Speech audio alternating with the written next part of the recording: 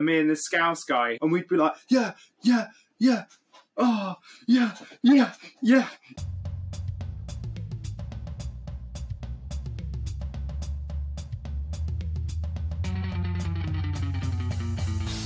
Hello Goats fans, near, far or wherever you are. I'm your host, Michael. Other names are acceptable, I have a few. Welcome to this week's episode, episode 9. As always, before we get stuck into it this time, it's time for some chat and drivel with the boys. Seb, Vinny, how are you two? Yeah, I'm doing all right, actually. First thing we need to mention, we've got our first patron. So he gets a shout out day one. I think if we start to get a lot, we might do them at the end. But when we've just got the one, we'll just say, thanks, Chris. Or I think it's like Mook Orc or something like that. I'm not very good at reading. But thanks, Chris, my housemate, who pledged a tenner. He's the reason that we're now using Zencastr Pro to record this so you can see our faces. Like, that's had a direct impact. So you lucky people. But yeah, what's happened to me in real life, I got pulled over by the fuzz. Feds, what do they want? Yeah, I was riding along on my motorbike. I'm a motorbike guy, if you didn't know that. I'm pretty cool. I'm a biker. Forget the L plates. Don't worry about the L plates. Don't look at them.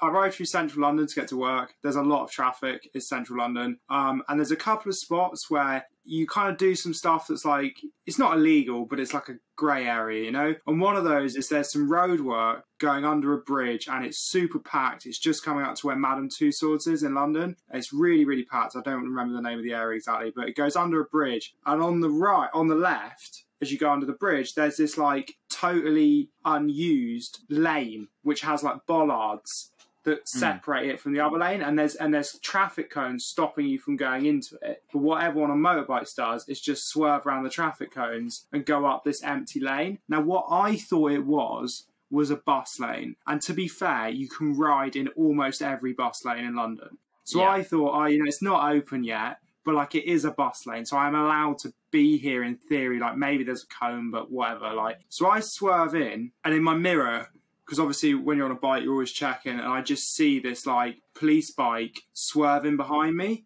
There was a flash where I thought, oh, maybe that means I am allowed to be here because he's doing it too. And then I realised that was stupid, and I heard the blue lights go, and I was like, fuck's sake. So he pulls alongside me, flips up his helmet. He's got the black goggles down, flips up his helmet. Yeah. He's like, follow me. He then pulls in front of another guy, pulls us over. Get off your bike, keys out your bike, helmet on the floor. It's getting quite serious. I was like, oh, shit. He then proceeded to kick the shit out of you. Yeah, he kicked the shit out. No, what he then proceeded to do, he then pulled out his laptop, which wouldn't turn on. And I think what he was trying to do... Just out of like his out of one of his panniers. He pulled his laptop and his hat. He pulled his policeman's hat out, which was weird. He took his helmet off, put his policeman's hat out, pulls out a laptop, which just won't turn on. And so he's talking to us, being like, do you understand what violations you've just done, sir? And then he's trying to turn on his laptop and it just won't turn on. And I started to feel a bit embarrassed for the guy because you could see him getting a bit flustered and he's like clicking it and clicking it and clicking it and it won't turn on. And then he basically gives us this big chat. He's like, do you know you were riding in a bike lane? And then he was like, last time I checked, you're not on a bike. And then it was quiet and he went, I mean a bicycle. I was like, we were like, oh. Before you came in with a quick little witty, actually, this one's got 2 wells as well, you know? Yeah, I know, exactly. Well, I didn't have time for that. And then he was like, blah, blah, blah, you're in a bike lane. You know, if this is 3 to 6 points on your license, all this shit. I was like, oh, fucking hell. All right, mate. And it's going on and on. And I thought, I was like, oh, fuck's sake, I'm getting points, which I think would then mean my CBT is void and all this shit. I was like, oh, God. But his laptop won't turn on. And so he can't give us the fine. And I'm like, yes. Come on, boys. And then he goes, can I see all your licenses? Now, here's the thing. I don't know if this is illegal, but no one's fucking listening to this, so who cares? My license still has my old Devon address on it because I've never bothered to update it because why would I? So I give him my license, which says Devon on it. And he looks at it and he goes, you're not from around here, are you? And I just played up. I was like, no. I don't understand how it all works around there. It's well confusing with all these big cities and all the honking and the hooting. And he's looking at me like, well, yeah, it is confusing. Isn't it? And I'm like, we don't even have bike lanes down in Devon. And he fucking let me off. Oh, dear. That's amazing. Yeah. That's so good. That one. Fucking hell. Tell you what, they need to educate these Met police officers a bit better, don't they? Jesus. I know. But yeah, and he just was like, oh, all right then, you go. Like, because the trouble is there was more dickheads trying to do what I'd done. So it was just more people getting in, and he was just pulling over more people. And I think he just looked at me and was like... be asked with the paperwork. Yeah, he was just like, oh, fuck off then. He was like, don't let me catch you again. And I was like, well, you'll never see me again because I'm not from around here. And I fucking rode off. Oh, yeah, and anyway, yeah. Oh, dear. Other than that, I went to a festival. That was pretty good. Called Shindig. Saw some good shit.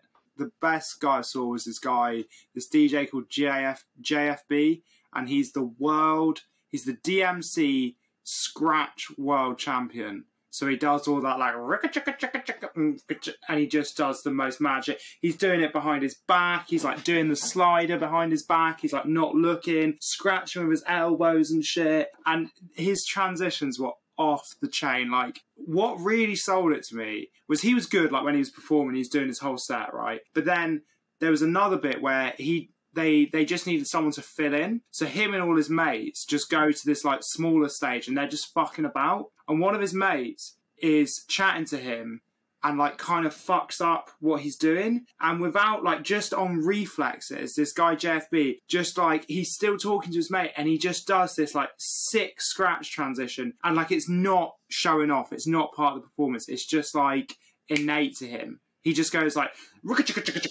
and just like click, and he just like flicks the thing and it goes, and like, and he's just still talking like it's nothing. Like it literally was not a deal for him. It was sick. He was insane. Yeah, we'll put like a link in the bio or something for his YouTube. It's insane. Like so cool. So cool. And he doesn't wear headphones either. So he doesn't queue up using headphones. He just does it like innately, knowing like what the BPM in the next track is and shit. It was fucking crazy. It sounds a lot better than my Saturday night. I'll tell you that for free. Yeah, we're not talking about that. No, go on. What happened? What happened? No, we went out, didn't we? Watch a football and that. So. Oh yeah, that was sad. To be fair, I was watching De La Soul, which is again sick. I was watching De La Soul, and me and this Scouse guy, he just had it on his phone, and we'd be like, yeah. Oh, yeah. And we were just watching it on like BT Sport on his phone. But yeah, I tried not to let it kill the mood too much. But yeah, it was a bit of a bummer. We had a pretty good night up until sort of like about 10 o'clock, didn't we, mate? Until like 10:30 kickoff. Yeah. Yeah, it was all right. Yeah, that was unfortunate, wasn't it? Especially after the game. Wasn't great then. What happened after the game? Oh yeah, Captain Chunder Dragon over here. Who chundered? Who guess? Was it you? Michael, no! What happened to you? No, not me. Of course, me. Yeah. Right. Vinny, what happened to you? Right, I blame Hannah's driving, right, and also necking that pint in the last like 10 minutes. Hannah Stubbs? Yeah. So you're blaming a listener, a potential patron. Shout outs to our fans. Hannah Stubbs for fucking you over. So hang on, did you get sick on the way there or the way home? No, this was like right at the end of the night. Yeah. Oh, you were at the pub, and then you drove back to Michael's, and then you were sick. And then I was sick, yeah. But yeah, my throat was like sandpaper on Sunday. I was driving so much. That is rank. That's so bad, man. It was really bad. It was grim, man. It was disgusting. I still got some of my shoes I need to clean off. Oh, Vinny! Oh, brand new shoes as well. Brand new shoes. Oh, can we see? Get on camera. No, I don't want to see. Oh, mate, yeah, that's so funny. Other than that, great weekend down in Devon. I built a table with Michael. That was great fun. First ever thing I ever built. Nice. Showed him the ropes. Yep. It's exciting. Michael, you've got a bit of a week, because then you're coming up here to London to help me build bike shit. I know, what can I say? Fucking practical man. He's good with his hands, according to fucking Andy, man. Yeah, pretty good with my hands.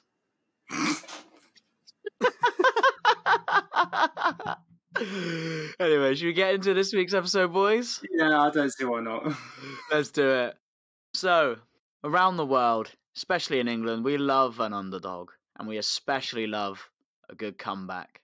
Whether you're 3-0 down at halftime in Istanbul, rise from the dead on Easter Sunday, looking at you, Jesus, or you're the hologram of Tupac. If you can come back from the brink, you will forever be a hero in the eyes of the world. And if you try to come back and end up failing, well, that's pretty entertaining and funny as well. So good effort. But now I want to pass over to you two degenerate to wow me with stories of impressive downfalls and enormous comebacks. So who wants to go first?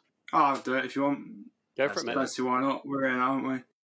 So yeah, like you said, it's a big one because I feel like as a nation we love a comeback. And it's big, like, we really laud. It's almost, we like people who've come back more than we like people who've stayed. Do you know what I mean? Yeah, even if to come back, because usually to come back, you have to fall. Yeah. And you might have fallen because you're, like, awful or horrible, not in all circumstances, but you might have, but that can all be forgotten. All your wrongdoings can be forgotten. Instantly. Yeah, exactly.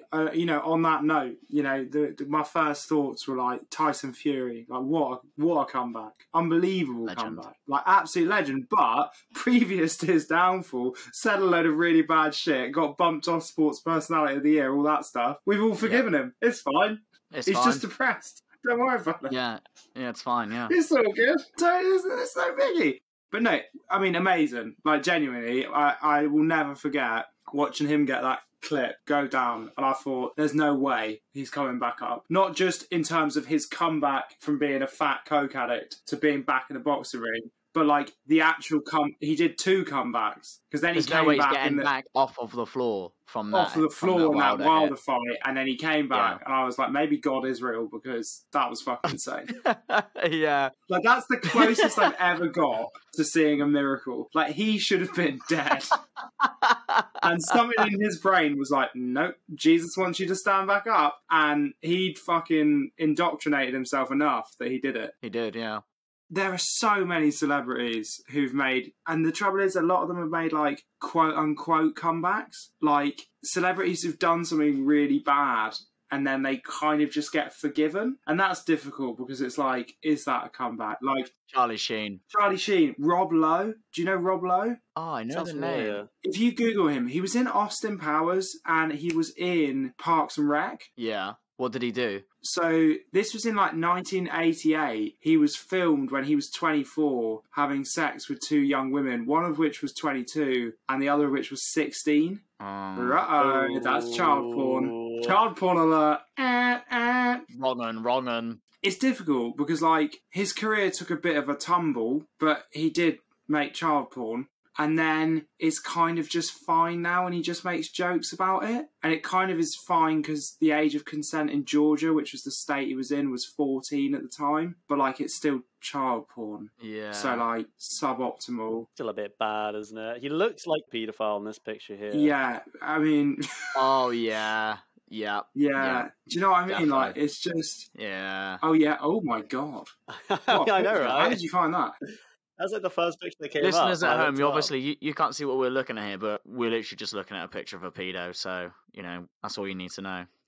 And then obviously another big one's like Neil Patrick Harris. Like he didn't do anything wrong. He just like, he was Doogie Howser, which is a big American TV show about a kid who's like a doctor. And then he was kind of nobody. His like career kind of flatlined. And then he was in that film Harold and Kumar Go to White Castle. And that was like how his career came back, which is kind of mental. Really? Was he in that before How I Met Your Mother then? Yeah. That's how he got the gig. Yeah. Is like, it? People had totally forgotten about him. And then he did that and it was like, oh shit. Do you think that must be why they picked him? They were like, oh, let's get someone like weirdly obscure who like no one's really gonna know, and that'll be funny. Exactly, that was kind of the vibe. And then I was gonna go for, this was the one that was in my head for a long time. It is a sporting comeback, and I was gonna go for Tiger Woods, and I was pretty set on it because like he was like world number 1, like successive back-to-back world championships or whatever the fuck they're called. I don't know, it's golf. And then I don't fucking know. But this is I don't know golf either. Hitting a ball with a stick and hole. The trouble is, this is part of the reason I didn't pick him. Is like I looked at him. He struggled with addiction for like a decade. His ranked was like he was like below some people who were semi-pro. Like he was fucking terrible. Did he beat up his wife? No, he didn't. He slept with a sex worker. He didn't actually abuse anyone. He just was like basically. Maybe I'm thinking of a Flash game. What? I'm sure there's like. I'm sure there was like a Flash game where you're like Tiger Woods and like your wife, Tiger Woods' wife, is like on the tee and you're just like whacking her with a golf bat. Right. Do you not? I mean, I don't know. I don't think he did that. I could be wrong. But basically, he was like, he's had back problems like his whole life. And he just got addicted to like prescription pain meds for his back. And it all just like, because in America, they'll just give you like crazy shit, like opioids and stuff like that. Oh, yeah. Oxycontin and mental shit like that. So he got like addicted to that. And then he came back and he got his first masters in a decade. It was amazing. And then I started looking into it and it's like, fucking hell, golf's really boring. I was like, Jesus Christ, we can't do fucking an hour on this. It's an accountant sport for a reason. Yeah, golf's like, only exciting when you're knocking the ball for a windmill and it's in like the shape of a clown, isn't it? Then it's fun. And you get a free game if you get the hole in one in the last. Yeah. Imagine if they did that for real golf. You got a hole in one, you got to just do the whole course again, and they just added it to your score. Yeah. That'd be sick. I don't think you'd want it added to your score. Oh, yeah, no, that's not how golf works. You need, like, the lowest possible. But then, so I started looking at, like, the usual suspects for lists of things. Like, this might not happen in any other world, but specifically our show, I spend more time looking at, like, Watch Mojo's lists and BuzzFeed lists of like the most this or the biggest that. And so I was looking through like the biggest celebrity comebacks and just one name just kept coming back over and over and over again. And I kept ignoring it. I kept being like, that's too basic. I don't want to do that. And then I had a look into it and I was like, all right, to be fair, this probably is the greatest comeback of all time. And the name that kept coming back over and over again was Jesus. So Jesus of Nazareth was born in Bethlehem in around 4 BC. For fuck's sake, Sam. I'm joking. It's not Jesus. It's Robert Downey Jr. He's got us. Oh my God. I was literally just going to go on the fattest rant ever. How, like, you know, we've been avoiding Jesus for so long. Every episode we tease it. Carpenter, all this stuff, wizards. And then I was going to be like, we don't do fictional shit on this. It's all real life and all that. You can't pick Jesus. He's made up. And I had this, literally, within a second, a huge tirade just popped into my head. So, you saved yourself. I'm buzzing that you didn't actually pick Jesus. I didn't pick Jesus because, like you said, he may never have existed. And even if he did, he just led to a bunch of mega noncing. So, isn't there, like, more evidence that Jesus has existed than Julius Caesar? Is that true? Yeah. Oh, wow. Well, fucking, I guess neither of them exist. I think the problem with Jesus is the whole Son of God thing in it, really. Yeah, that's the bit there. Let's not like get into debunking religion. I think we need to stay on track. We're going to be here for a while. Back to funny celebrities that do crack. It's fine, guys. Yeah. Yeah, obviously, the name that kept coming back is the one and only Robert Downey Jr., a.k.a. RDJ, a.k.a. Iron Man. Fucking the big guy.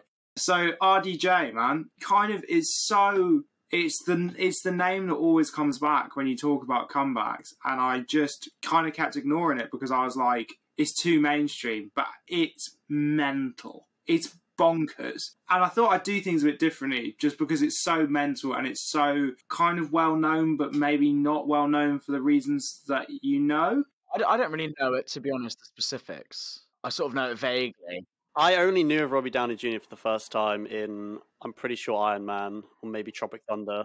Yeah, I think so too. I only knew him after the comeback, so I never knew there was actually a down period for him, to be honest. This is the thing. So what I'm going to do is weird. I'm going to give you my conclusion before I give you my reasoning. So my conclusion is this. A lot of people have no idea that Robert Downey Jr. is on a comeback. Like, he's like one of the biggest film stars in the world right now. And the comeback is mental because he's one of the biggest film stars in the world right now. And he was one of the biggest film stars in the world before his comeback. And then he had this huge down period. It's just mental. And the other reason is his down period is just insane. It's bonkers. Anyway, let me explain. So what I'm trying to get at is, for most of you lot listening, for people of our generation, I think, most of us don't realise that Robert Downey Jr. was maybe not as famous as he is now, but as famous as he was in maybe 2012. He was that famous in the 90s. And then there was a whole slump. And like So many people don't know that. Anyway, so RDJ. I'm going to keep saying RDJ because Robert Downey Jr. is a mouthful. RDJ was born on the 4th of April 1965. His dad, Robert Downey Sr., was an actor and a filmmaker. His mum, Elsie Ann, also acted and starred in many of Downey Sr.'s films. His upbringing was wealthy, and in some ways he had a lot going for him, but in a lot of other ways it was pretty shit. The only real bond he had with his father was the reuse of recreational drugs, and Robert Downey Jr. smoked marijuana for the first time with his dad, aged 6. Fucking hell. Jesus Christ. Young, eh? I know. Wow. To be fair, his dad did go on to say he regretted it, but that's almost worse. I should fucking hope so. I know. Yeah, right. Which is kind of worse because it's like his dad's fully confirming it happened. Which I feel like a bit of you wants to believe that maybe he's exaggerating, but his dad's like, no, yeah, I shouldn't have done that. Whoops. Yeah, I think coming out and just going, whoops, makes it worse. That's a banana peel he just slipped on that. Yeah, and then so he kind of starts doing like various child acting roles through his connection with his dad, and then he sort of devolves into alcoholism really, really young. Like he's smoking weed and drinking loads in his like pre-teens. By the time he's 11, he's an alcoholic. Like it's really bad. Jeez Louise. He then drops out of high school to pursue acting full time because he's basically had this like he's like had a head start because of his dad. Like his life's shit, but he's also got this huge head start into acting. So he kind of just falls into it because he's going to get paid loads and he's got this like way in. So why would he not do it? But yeah, so he starts doing that. He spent his first 3 years in Hollywood. This is a weird one. He actually spent the first 3 years of his Hollywood career living with Kiefer Sutherland from 24. Yep. Plays Jack Bauer in 24. Sullivan. Kiefer Sutherland, that's the one. They were roommates for like the first 3 years. Had a good old time. So. I think RDJ was doing a lot of crack, but apart from that, it's all good. You know, like any actor, his first few films weren't great. What's mad, like, yet again, this whole thing happened before I even knew that Robert Downey Jr. had a career. Like, this is before most of us were even born, people listening to this. In, like, the mid to early mid-80s, SNL, Saturday Night Live, which is a big American, like, comedy show, live comedy show, they were kind of, like, struggling for numbers, and a lot of people felt that the cast was too old. It was a lot of, like, old-style comedy that maybe the younger generation weren't getting into. So they hired all these, like, super young breakthrough actors. One of them was RDJ. It didn't go very well. They were all fired after 1 year. And a lot of critics considered him to be the worst of the worst. But he carried on going, and he got his acting breakthrough when he played a side character in the 1985 film Tough Turf.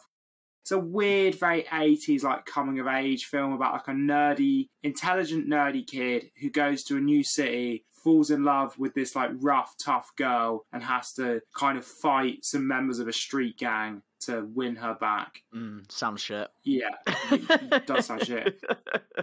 He got his, like, huge breakthrough when he played this... It's so sad, really. He plays this addict who's like a posh boy. So it's like a posh boy addict in this film called Less Than Zero, where he, yet again, has the whole world going for him, and he just sort of wastes it all away. But at that point, it wasn't like someone looked at him and was like, oh, he can play that because it's in his heart. It was just a coincidence. Right, yeah. It's foreshadowing. Just like, yeah, it's like the universe foreshadowing, exactly.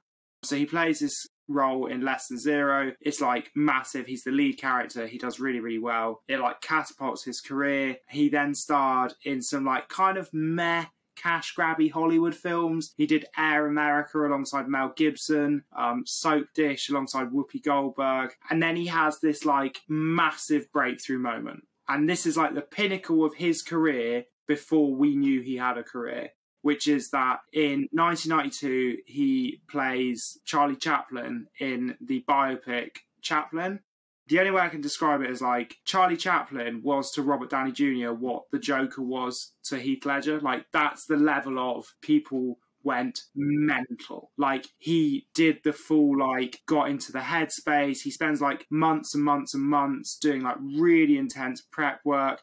learns like all of his little mannerisms. He did crazy shit, like learn how to play tennis left-handed, because that's how Charlie Chaplin did it. Like, he's like gets mega into it, and he looks really similar to Charlie Chaplin. I think I've seen these pictures actually. Yeah. It's really uncanny, and like it got him an Oscar nomination. It was fucking huge. He only lost out to Al Pacino, who did Scent of a Woman, and it's like mental. Like, everyone thinks he's this like prolific genius actor. The film's considered to be like deeply moving. His performance is like stunning. Blah, blah, blue. It's no joke. Like, he's massive. He does like the performance of the decade, and everyone's like, oh my God, it's really big. Wow. And then in 1996, 4 years later, it all starts to crumble away from him. His early addiction to drug abuse sort of started to catch up with him, and he was arrested in 1996. And this is the most Hollywood crime I've ever heard in my life. He was arrested for speeding down Sunset Boulevard while in possession of cocaine, heroin, and an unloaded .357 Magnum revolver. That is pretty gangster. That man had some work to do that night. I know. Like, he was on something. He was on a mission. That's like GTA. That's like proper Grand Theft Auto vibes. Did he also shoot down a few hookers? Do you know, like, how everyone always has those quotes from Paul Walker where it's like, if I died driving fast, be happy because I was smiling? For me, it's like, if I die going down Sunset Boulevard with a .357 and some coke and heroin, know that I was happy. Like, I died living my dream, man. I'd made it. At least that's something, to take home from that.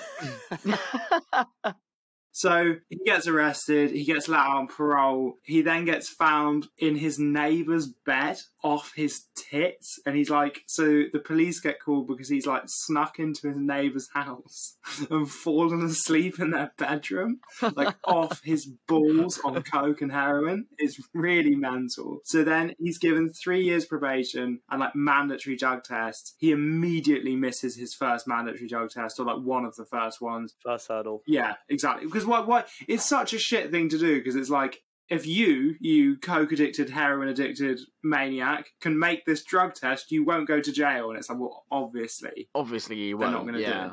Like, so basically, it's a sentence before he's even been sentenced, and then he's given 6 months in Los Angeles County Jail. Like, they knew that before they'd even given him the first sentence. Like, it's obvious. Yeah. So he then is let back out, and this cycle just continues. He's let out in 1999. He then misses another drug test. He then is arrested again, is put in jail again. He gets Robert Shapiro. Now, if that name might ring some bells for you guys. Ben Shapiro's dad? Not Ben Shapiro's dad. Do you remember episode 2? Vinny? He's the lawyer who got OJ off. Oh my God. Yeah. I thought, I only know Kardashian. Yeah, he must have been the guy whose name you couldn't remember. Yeah, I think it must have been. So yeah, Robert Shapiro's there. He gets the whole law team, the whole team that got OJ off. He gets the gang back together. And it didn't work. It doesn't work. Fuck. He gets handed a 3-year sentence. Swing and a miss. Imagine that. He thought he got, like, the gold team. Yeah. Imagine hiring literally, like, the SEAL Team 6 of lawyers. These guys got fucking OJ off. Really? OJ? He definitely did it. Yeah, right, man. They got fucking OJ off. I'll have these fellas. Shit. 3 years in jail. It's not funny, but like, he must have gone into that courtroom being like, it's just drugs, man. It's fine. I got a bit coked up and slept in my neighbour's bed. How bad can it be? And he's like, I got these guys. They got fucking OJ off. And he gets 3 years. He must have been like... Anyway, it's not funny, but it's a bit funny. So then he gets put down for 3 years. But what's super weird is a judge then rules that he can be let out after 1 year. It's super unexpected, and it's basically because of all the previous time he'd spent in prison after breaking parole, which doesn't seem to make any sense to me whatsoever. I think it's A-list celebrity privilege. Yeah. That's like the bonuses you get with being like a big-time celebrity in Hollywood. That was fucking the OJ. The OJ guys were like, well, we'll get him something. They're like, fuck, we really bummed that one up. The OJ guys probably cracked him out of prison. But at this point, things are like just fucked. He gets hired to join the cast of an American law comedy called Ally McBeal. I don't know if you've heard of it. It seems to be quite a big deal in America, but it sounds shit. Ali McBeal. Ali McBeal. I don't know, have you ever... McBeal. What a shit name. It's dreadful. The whole thing sounds really bad. But basically, he comes back. My name's Ali McBeal. And a bit like how they might hire Charlie Sheen to get some ratings. The ratings do really, really well. Like, it spikes. Like, Ali McBeal's been a bit on the fucking... it's been on a bit of a low. RDJ joins. It spikes, but his personal life is just still a complete mess. He's still addicted to loads of shit, and then he gets arrested again while he's on Ali McBeal because someone narcs on him, anonymously phones 911. The police search his hotel room and they find a bunch of coke and Valium, and that will do it. If you're on drugs charges and you're on probation and you're on parole, and then they find coke and Valium in your room, probably going to get put down again. Don't grass on people. Yeah, don't be a grass. Probably just send him to like rehab. Maybe don't grass. I don't know. Just be like, oh look, mate, look, come on, don't grass him up. Come on. Imagine if you'd been there. This never would have happened. Imagine all the celebrities you could have saved. You there, Kurt Cobain's got the shotgun in his mouth. You're like, come on, man, just think. You've got the whole world going for you. It's fine. Courtney Love's not that bad. Everyone just needs this little, talk to, don't they? Need a little vent. Just be like, listen, nah, it'll be fine. And this is our first ad for BetterHelp Therapy. Do you need someone to talk to? No, I'm joking. If only Kurt Cobain had BetterHelp. No, right, moving on. So, they find the drugs in his hotel room. Again, he's somehow let out on parole. How? And then while he's rich. He's out on parole, and the guys making Ali McBeal allow him to sign a contract for 8 more episodes, even though he's out on parole for drugs charges. When he's on parole and working on Ali McBeal, he gets found wandering barefoot the streets of Culver City, California, off his tits on cocaine. Like, he's just walking the streets. You're like, is that RDJ? Is that Ali McBeal? Is that the guy from Ali McBeal? That's the new love interest on Ali McBeal, isn't it? On AMC, Wednesdays nights at 9 p.m. We're getting really good at these plugs, by the way. And then it's fucking over. Like, Ali McBeal fire him. They retake all his, bits. They do, massive reshoots to just cut him out the show. He loses a load of other roles that he's been set to play, and some of them are quite big. Like, he was almost set to make a career comeback, but he, wasn't ready yet. Like, he was supposed to be in some big films. Like, I looked at the list, and some of them were films that, obviously it's getting into, our kind of generation now. And I was like, oh, shit, I've watched that. RDJ was meant to play that. And it's it's over. He pleads no contest to the drugs charges. He's sent to rehab and he's given 3 years probation. And it's his career's done. Everyone's he's over. And then it's kind of confusing because he says he felt like he was given a hand to help him. People offered him a hand so many times and he just never took it. And then he just decides that, actually he's done. He doesn't want to go back to prison. He doesn't want to, lose his son. He doesn't want to, have his life fall apart. And he just decides to take rehab really seriously. And he, after 5 years of non-stop drug abuse-related arrests, rehab, relapse, just over and over again, he did it. He took rehab really, really seriously. He worked really, really hard. And after a year out, he comes back completely sober. Completely sober. And from there, he basically had to do his whole career again. So he gets his first gig is an Elton John music video for the track I Want Love, which is actually quite good. I watched it today. It's a pretty good music video. It's quite sad. It's a guy talking about how he can't really be loved because he's too fucked up. And you're looking at RDJ thinking, I feel like this might be hitting a note for you. And then Big Mel Gibson, who I think at this point hadn't been super racist. I think this was pre-anti-Semitic rant. He then pays the insurance money. So you have to pay an insurance deposit because no one will act with him. Because basically there's a good chance that if he signs onto a film, he'll bail and then they'll lose all the money.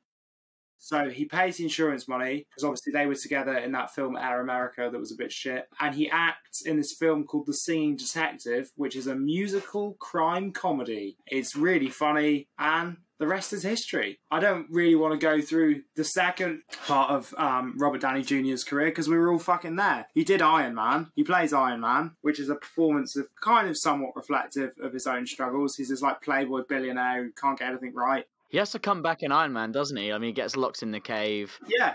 Yeah, that's a bit... He's locked in the cave. He has this formative experience. I'm a playboy arsehole, blah, blah, blue. And bam, it kickstarts the cinematic universe, and he is on his way back to becoming one of the most famous and most highly paid actors on the planet. He also did Tropic Thunder, which I personally think is one of the best films ever made. Fantastic. Agreed. And in that, he plays a stuck-up actor that's so stuck up that he thinks he can do a better job of playing an African-American person than an African-American person, which is so, so funny.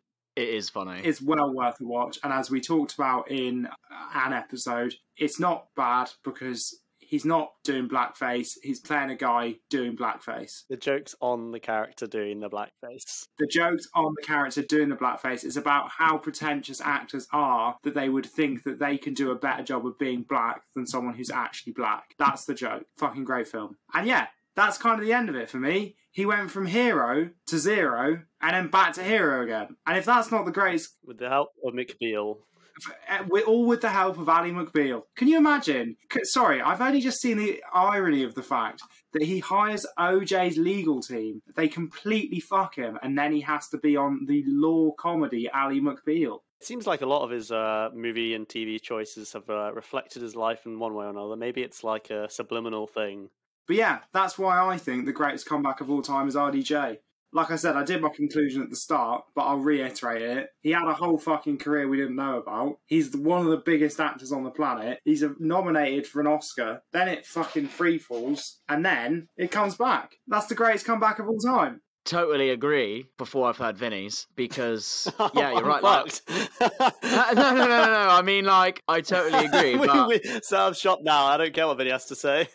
Unless there's a better one, there might be a better one, but in the sense that, you know, who's the biggest actor on the planet now? Well, it's probably Robert Downey Jr. That's the funny thing. Well, maybe not anymore. It will probably, I'd say 2015, he was the biggest actor on the planet. He was the highest paid actor on the planet from 2013 to 2015. Maybe The Rock?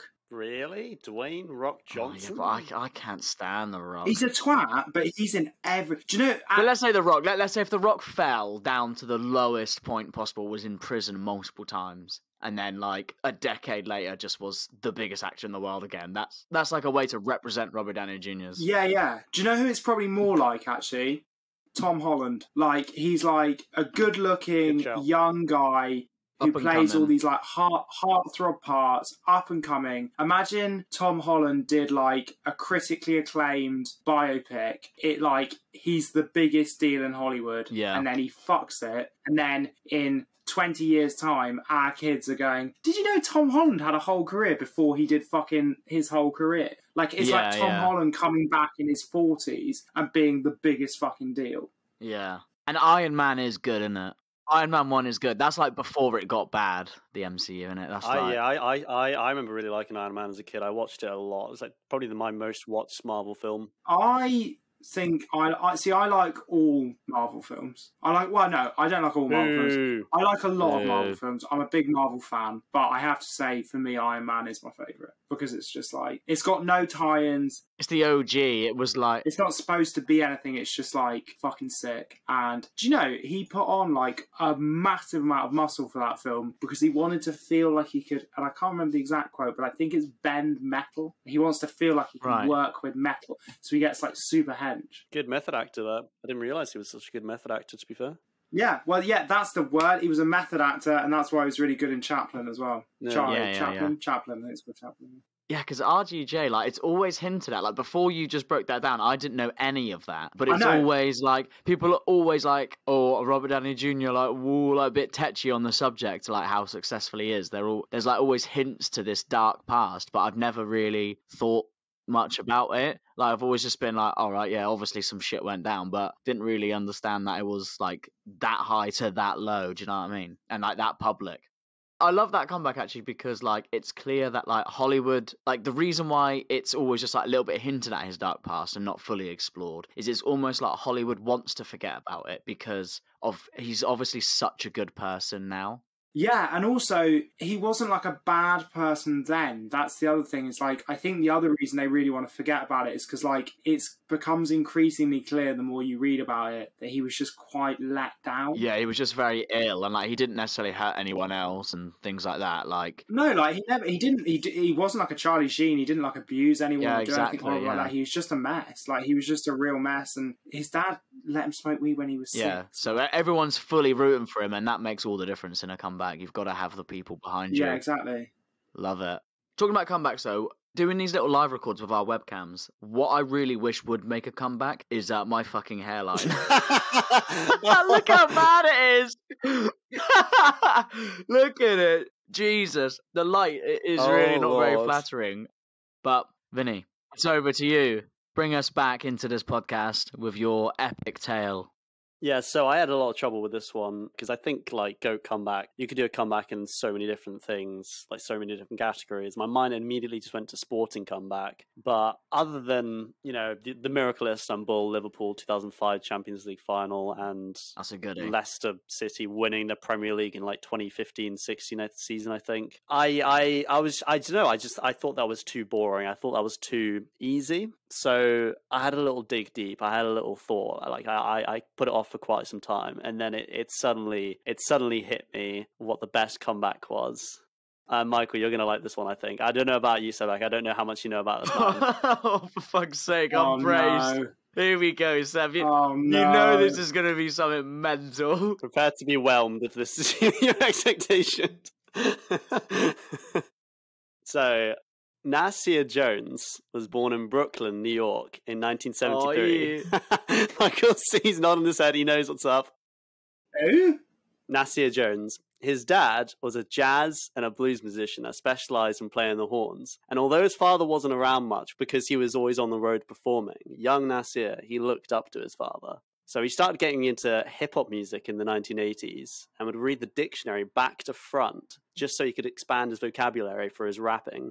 This kid was destined for greatness. And he started calling himself Nasty Nas, or Nas for short, in his teenage years. And when he was 16, he hooked up with the legendary producer, a large professor. He got his first big break in 1991, where he performed on a song by Main Source called Live at the Barbecue. Now this, ladies and gentlemen, this is where hip-hop history was made. Nas's verse on that song is genuinely still regarded as one of the best verses in rap history and is also one of the most sampled verses in hip-hop to this very day. Like, it's insane. Like, it's a crazy verse, especially, like, considering for the time, like, it came out in. This quite literally catapulted the young rapper into the limelight, and he was given a record deal by Columbia Records the following year. Well, that same year, he made his solo debut with the song Halftime, which, as we all know, is a certified hood classic and beloved by 90s hip-hop fans. A motherfucking banger. It's an absolute belter. Fantastic song. I really, really like it. Then, in 1994, his debut album, Illmatic, shocked the very foundations of the hip-hop community. So, you know Illmatic, right? Yeah. Jesus Christ, man. Is it the greatest hip-hop album of all time? Well, we'll have to do that episode, but when we do that episode, it will be in there, for sure. Like, it's incredible. It's incredible. It's only like 9 tracks long as well. It's really short. That's all you need. Yeah, it's so condensed. It's so, like, there's no filler. Every song could be considered the best song in the album. 100%. That's incredible. I used to have it on CD. I bought it on CD in London on a school trip. I remember in year 11. And I didn't know the album at the time. I only knew a couple songs from it, and I was like, I want to buy a hip hop album. This looks pretty cool. I've seen this on YouTube a few times. I gave it to the cashier, and the cashier was like, "You've made an excellent choice." And I was like, "Oh, okay, I'm in for a treat." Yes. Boy, howdy, I was in for a treat. Fantastic album. I fucking love CDs, man. In HMV, you used to be able to get 2 for 1 on hip-hop albums, and they had some really good shit in there, and some good underground stuff as well. Sorry to get sidetracked. Thank you, Michael. I'll cut that. No, I like it. Let's keep it in. I like that. I agree, Michael. Fuck you. No, I do agree. I think that was a really valued contribution, actually. Fuck off. No, Go I on, do. I Vinny. think you need to learn to take a compliment. So your mum's compliment. So anyway, Illmatic was dubbed the first classic LP of 1994 by MTV News, and it was even awarded Best Album of 1994 by Source Magazine. If you don't know, Source Magazine is one of, if not the biggest magazine in rap in the 90s. I don't know what it is like nowadays, if it's like still a thing or if it's just as big, but I'm not really sure. Yeah, it was like the publication. It was like the Rolling Stones magazine. it was the Rolling Stone, what Rolling Stone is to like rock. Yeah. Source If was you were to up and hip hop. coming, if you got featured in Source, like you were going somewhere. Yeah, exactly. So like to be called the best like album of that year by the biggest hip hop publication, it's incredible. Especially like because 1994, a lot of great hip hop came out, like all that stuff. And much like how the rapper Rakim revolutionized rap as a genre back in the late 80s, Nas was doing the exact same thing half a decade later, and was even dubbed the next Rakim by his peers. So most consider Illmatic to be the greatest hip-hop of the entire 90s. Like, if you go into if you just look up like best hip-hop albums, like specifically like 90s hip-hop albums, like classic hip-hop, even of all time, the vast majority of these online lists will say Illmatic is like pretty much the best, like hands down. Like it's very well regarded as like just the gold tier, the standards for like the best thing ever. So yeah, this album just absolutely just launched this man into the absolute stratosphere of like fame and success. So how do you follow up on an instant classic and a genre-defining album?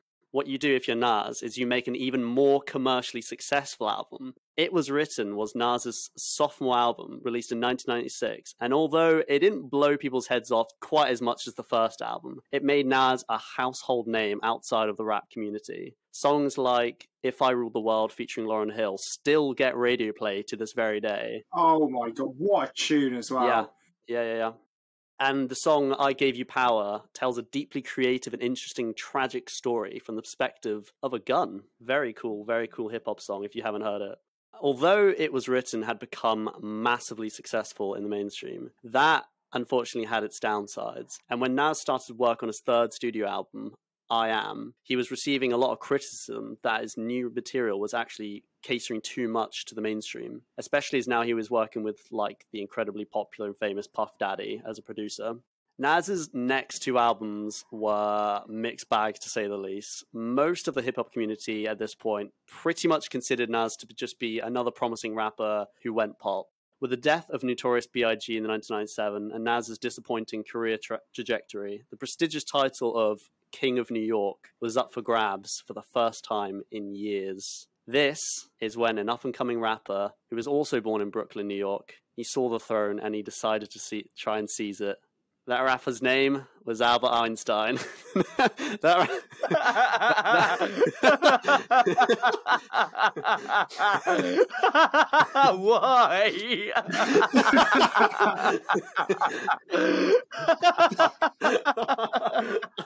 I hit my teeth in the beer bottle.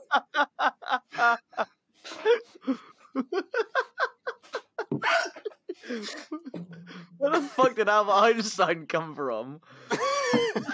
Yeah, You know there's those memes jokes, where it's there's like memes Albert that, Einstein, and then it's like It's like a boy correcting his teacher, and it turns out he was right, and that boy, he was Albert Einstein. Like, or it would just right, be like yeah. it would just be some God. like bullshit quote with a picture of like Tupac Shakur, and then under it, as the quote, it'll say by Albert Einstein and stuff like that. It's just always like I haven't seen these. No, that rapper was Jay-Z. In the summer of 2001, Jay-Z released the iconic diss track, The Takeover, in an effort to cement himself as the new king of New York. It is good though. oh yeah, oh it's fucking incredible. In The Takeover, Jay insulted Nas's flow and the fact that he never quite lived up to his legendary debut album, Illmatic. So basically, at this point, people just believed this was the end of Nas's career. After being hyped up so much as a young adult and a teenager, he had seemingly been blinded by the fortune and fame within the limelight and had crashed and burned. But from the ashes of Nas's career, had spawned out a brilliantly fierce phoenix. Oh, Oh, the comeback animal. Nas hit back with a diss track of his own, Ether, which has been dubbed as one of the greatest diss tracks of all time. I'm certifying it now, even though we're never gonna do greatest diss track because Well, we still, might. Ether. No, Ether is the greatest diss track of all time. what about No Vaseline? No, That's a Ether good one as well. Stamp. It's being stamped now. Boom, done. All right. It's up there. Well, we might come back to that. We might do a comeback on that. Wait, but No no. credits! No, but seriously, what's the deal with this Ether? Even though Jay-Z had hit back with another diss track, Super Ugly, where he claimed to have sex with Nas's baby's mother, it was clear in most people's eyes that Nas had won the battle and reclaimed his crown. It was even reported that Jay-Z, when he first heard Ether, he cried on the radio. Live on a radio station. Is that verified? No, it's probably bullshit, but it's a funny rumor. It's a pretty popular rumor. No smoke without fire either, you know, so. Nas used his momentum, his newly found momentum, to write his new album, Stillmatic. And with this record, he returned to his older, more grounded style, whilst keeping up to date with more modern hip-hop trends. Ether made it onto the album, and the track after Ether, Got Yourself a Gun, is regarded as just another hip-hop classic. Nas remained a fantastic storyteller with the song Rewind, which tells another tragic story based in gang warfare, but completely in reverse. Like, this story is literally, like, told in reverse with, like, gun shot me and stuff like that. Like yeah, like the bullet went back through his body, like into my gun, put my gun back in my, you know, it's like all this stuff, and like people are speaking backwards. It's like it's a really, really like well written song, That really, sounds really sick. cool. it's absolutely insane. Yeah, it is. You have to listen to it like 3 or 4 times before you fully like can pay attention to really understand that it's that good. Yeah, it's ridiculous. Fantastic song, really. Stillmatic was received very, very well by both critics and the mainstream, and this helped Nas rebound his rap career back into the limelight. His follow-up to Stillmatic was a deeply personal LP called Godson, where he rapped about his mother's battle with cancer and her subsequent death in 2002. It also contained some absolute bangers like I Can and I Made You Look. And in fact, Time magazine named Godson the best album of 2003. Which is, I didn't even say best hip hop album, but just straight up best album of 2003, which is pretty insane, I think. It's a good album, very good. What also was released, I think, the following year after Godson was The Lost Tapes, which is basically his B-sides, a lot of tracks that didn't make it to either Stillmatic or Godson, but a lot of people consider it basically the best B-side, like, hip-hop album of all time, and one of the best just B-side albums of all time, which I frankly I think I'd have to agree. Like, just the amount of creativity that was flowing through this man after the whole Jay-Z and Nas beef was just, like, insane. Like, he really did, like, rebound so hard from it. And Nas's career has been really good ever since the comeback, with all the subsequent albums being rated highly. And the man still makes good hip-hop to this day. Like, he released an album, like, a year ago, and that was also well-received. And, like, he's still been very consistent, like, to this day. In 2010, however, he collaborated with Bob Marley's son, Damian Marley, with the album Distant Relatives. And its opening track, As We Enter, as you may know, is still a club banger that's enjoyed by millions worldwide. And I think I may have made my case, because I looked up a lot of like best comebacks in rap history, because I'd never really heard of like a comeback in hip hop. Most of these people that were like huge for like they normally released like the one big album, and then they would just go to shit straight after. I mean, think of like, it's maybe not quite hip hop, but Dizzy Rascal, his first album, Boy in the Corner, it's one of my favorite albums of all time. It's fantastic, like quality, classic grime incredible album. yeah. And then he immediately just went from that to like Pop. Bonkers. basically. Like, what's that song about? Like, get your moves on the dance floor, whatever the fuck it's called. Like, shake Oh your shit! like, Holiday, where it's like take you on Yeah. Second album syndrome, isn't it? second album syndrome, big style. very cheesy like pop stuff. I looked up loads of things, like, 'cause I'd never heard of like another rapper other than Nas making a big comeback, and I looked up loads of lists and of like rappers who made comebacks, and basically all of them were like, they kind of made like a bad album, and then afterwards they made like a pretty okay album, and it was like, yeah, it was a comeback, cool. It's like Eminem's like Recovery, which I'm not a massive like later life Eminem fan, but I think Recovery is good. yeah, it's better than Relapsed. Yeah, but the problem is he hasn't sustained it though, has he? Like the recent ones have been bad, whereas Nas Do you- is not right. on that. Nas has always Do been you good. think they are bad? Yes. Yes, they're boring. Because I think they're alright. No, they bore me. I don't want to listen to it. As simple as that. I can't. I just listen to it. I'm like, this is shit, and just turn it off. I think, yeah, he's not made a good album in a while. He's made some good songs. I actually thought that Kamikaze I actually quite liked. I thought that was quite a good album. The album was mixed fucking horribly. Do you think? Yeah, one of the tracks is really quiet. It's like really weirdly badly mixed for like Eminem, who's like the most A-list rapper of all time.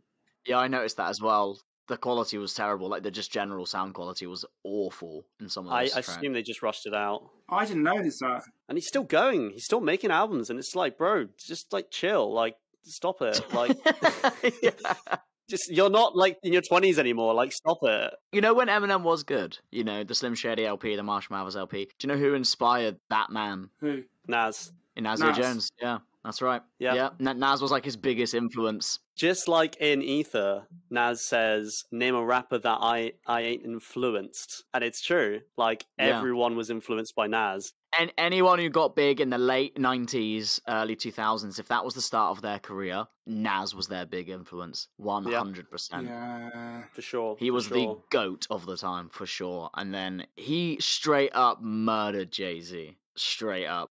Like, the Jay-Z Nas beef is the biggest in musical history. Like, still to this day, that's the one that everybody quotes. I'm on some Jay-Z and Nas shit. That's what everybody says. I'm going to put my arms up right now. I'm going to put my hands up and say it was a greater and like bigger beef than Biggie versus Tupac. I'm just going to say it. Biggie versus Tupac was artificially made just because of the whole East Coast West Coast thing, and they were just the two biggest on both coasts.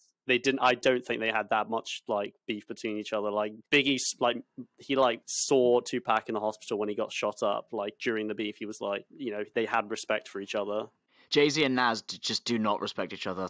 It was huge for both their careers as well. Like it was huge for Jay-Z. Like Jay-Z got a big thing out of it as well because he put up a good fight with like the Takeover. Oh, the Takeover is a great track. No, the Takeover is a great track. It's just Nas was just like, fuck that. And just annihilated him. Yeah, he didn't pull any punches. Ether's like scathing. It makes me feel bad about myself listening to Ether. And it's got, do you know what I mean? And you're not even Jay-Z. Exactly. It is that scathing. It's like insane. Just go listen to Ether. If you want to learn how to write a diss track, do it. It will have people crying live on radio. Allegedly. According to my sources. Vinny, I did actually love that. I genuinely did love that. I'm glad. I guess we have to conclude it. Fucking hell, this is a really tough one. Wait, I've got some last minute news. Right. Now, I feel like I might be on the ropes here. RDJ, you know, he doesn't necessarily hold a place in Michael's heart. And this is the show where we subjectively pick objective answers, and therefore that will get to Michael. However, I just want to ask you one question. Yeah. According to Wikipedia, who is Nas's favourite English football team? Nas. I'm guessing you're going to say it's Liverpool. Or, you're going to say it's Manchester United to put me off, to think he's a dickhead. And then... No. It's Everton. All right. Everton? Yeah, he's an Everton fan. Is he actually, though? Yeah. Well, according to Wikipedia...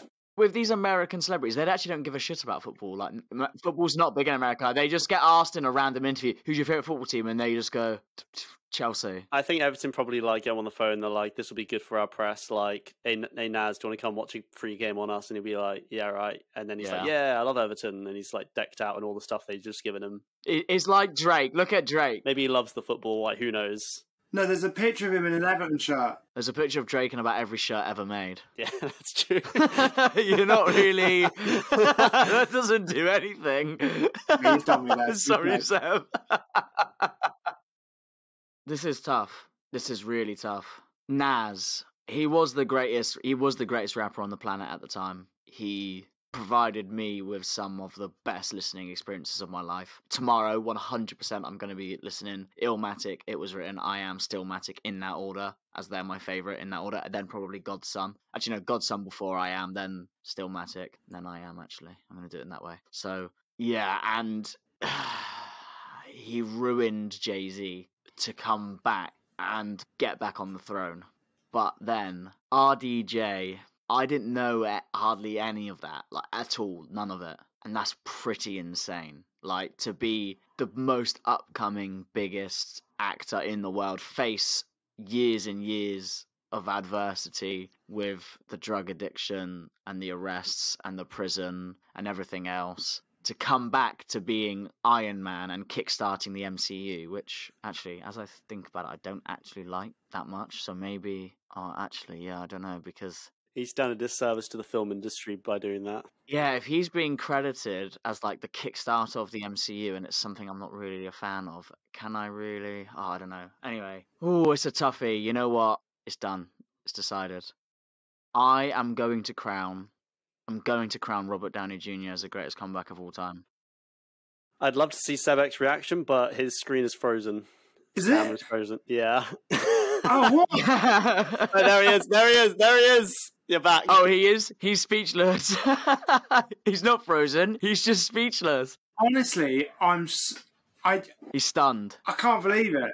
I'm stunned into silence, which is rare because I don't fucking stop talking. Jesus. No, I think it's insane. Like I think like what that man has achieved and what he's gone through personally to, like you said, he just one day was just like, nah, he's had enough. So like go deep within yourself and change yourself for the better like that and come back and put yourself completely on top of the world again, so much so that everybody deliberately wants to forget about your past because they don't want you to be lauded over it. They want you to have your time in the limelight because you deserve it. I think that's ridiculous. I think that's absolutely insane. Big props. I think the other thing as well, like I didn't touch on this that much. I guess maybe I did. Is like I think there's two things that make it a really good comeback. Firstly, his fall from grace is so A, self-inflicted, but B, like self-involved in a good way. Like he doesn't really do anything super horrible to anyone else. He did have a kid, and I imagine for that kid, him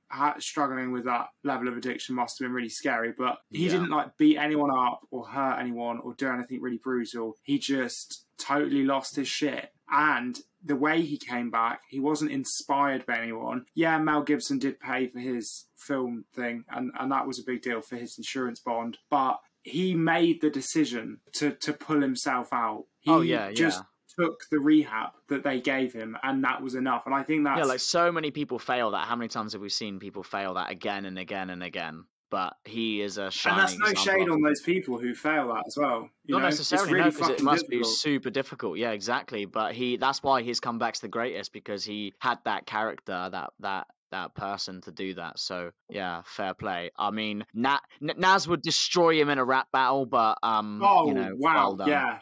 Well, I think especially because he was like as you were saying, he was like pretty much an alcoholic before the age of 12, and like in your like, I mean, I like when you're a teenager and you like get into smoking, you're way more likely to be a smoker for life, just because it's like that's your formative years. That's when your brain's like learning all these new connections and stuff, and you're jamming like a drug into that and getting that addiction in like early, like it can really fuck you up for life. I didn't know any of that stuff, and as much as I fucking love the whole comeback story with Nas, like I'm a big Nas fan as well, like I love the whole thing. I would have to agree that Robert Downey Jr., like that is just insane.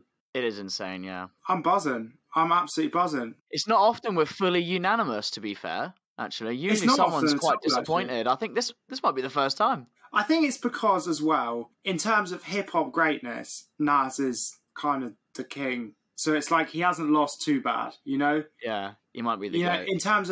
In terms of hip-hop comebacks and in terms of diss tracks and in terms of like his return to the throne, it's fairly inarguable. And so it doesn't feel like too much of a loss, you know? It was like a 2 or 3 year period of making like not very good albums. Okay, like he definitely made a couple really good songs. Like Nas is on I Am. I think that's a fantastic. Yeah, that's song. a banger. That's DJ Premier on the production. I think Hate Me Now is pretty good as well. That's a really like good song for like pumping you up. Yeah, exactly. So yeah, but that's wicked. It's a unanimous verdict on this ninth episode of Goats. What the fuck? Special number 9. Next episode, we've got a bit of an exciting one, which is that me and Michael will be in the same room while we're recording. Vinny won't be. No, he fucking stinks. So, but we're trying our best. One day we'll get us all in the same room. But yeah, so it'll be me and Michael on one mic and Vinny on another, which I'm sure will go fine and won't pose any sort of technical difficulties. We'll sort that out. We'll sort that out. And yeah, do we have any shout outs? We gave that shout out to our first patron. I thought we could shout him out again.